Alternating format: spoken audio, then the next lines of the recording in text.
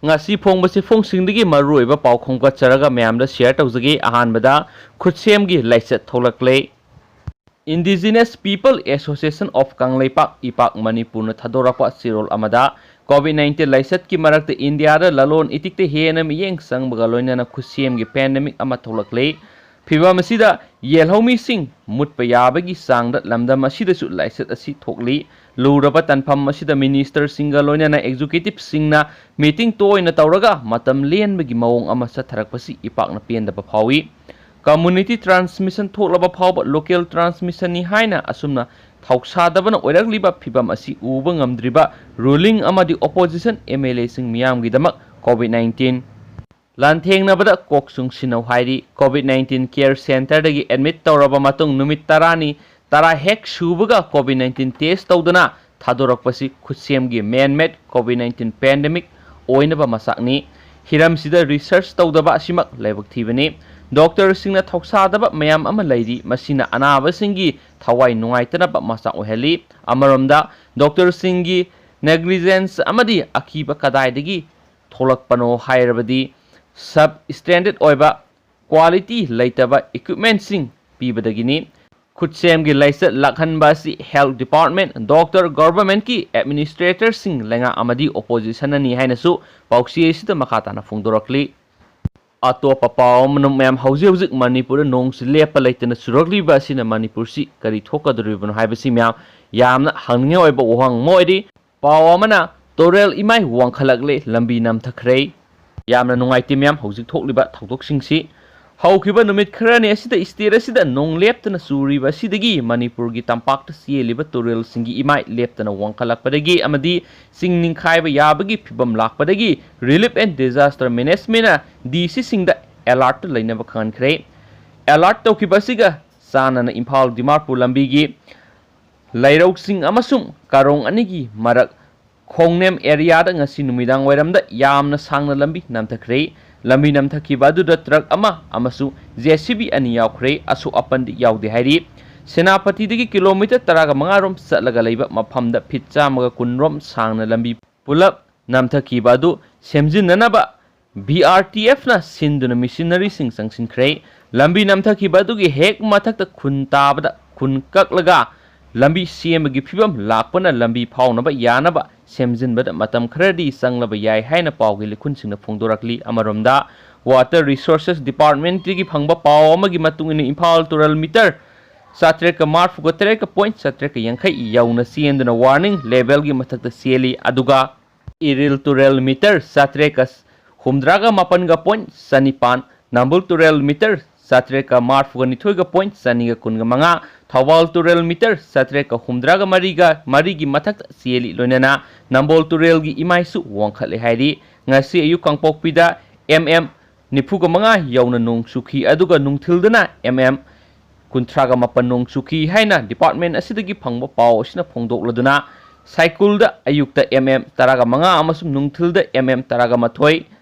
litanda ayukta taraga nipan aduga nungthilda taraga mathoi sukhi hairi Rasbhawan da ayukta nipan Lamphel da mapan aduga Jiribamdana taraga mapan point nipu nong sukhi loinana Imphal Turel gi Salathong area da ising yuba yorakpadagi semjinbagi thabak sathari hairi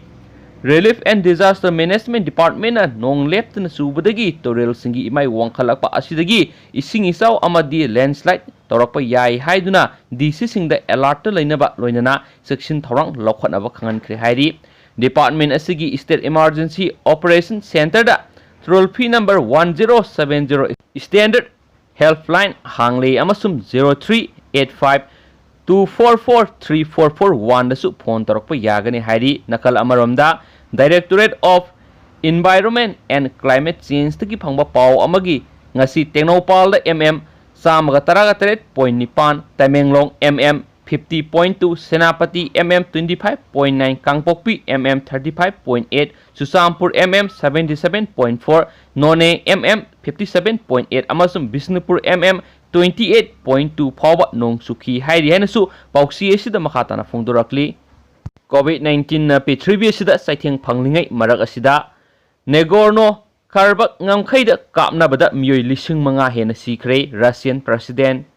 Azerbaijan amasum Armenia lanmising na makhoigi yanadana yenaduna lairiba Nagorno Karabakh ngamkhaida lan kapnabada yamdrabada miyoi lising manga gi punsi pikhamna khre haina Russia gi President Vladimir Putin na phungdokre hairiba misi asinakal anina makhoigi sikre haina lauthokiba mising singdagi yamna khenabna laiba thengnakhre Yanadaba ngamkhaigi wafam asida Turkey-na Azerbaijan-gi misang sangliba asida Moscow-na yamna kanna yaningdaba phungdoklibani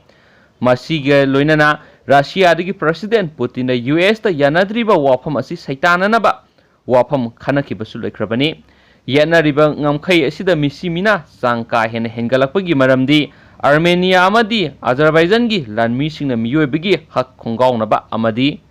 Kumza English samapan maudraga maridagi sahi taruk henba asida ngamkhaigi sayenaba sina maram oiduna leptana lan taunaduna lakibani